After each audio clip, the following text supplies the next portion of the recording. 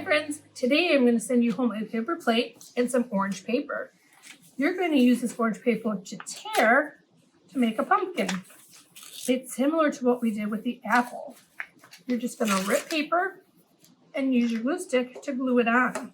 This works the muscles in your hands, also known as their fine motor skills. You can tear a lot, you can tear a little to cover your whole plate. What color is your pumpkin going to be? Mine is orange.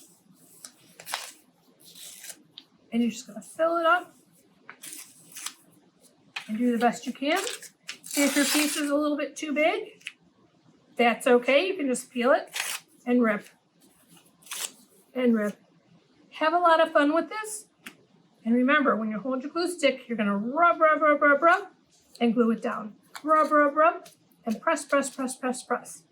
Have a lot of fun with this, my friends. Bye.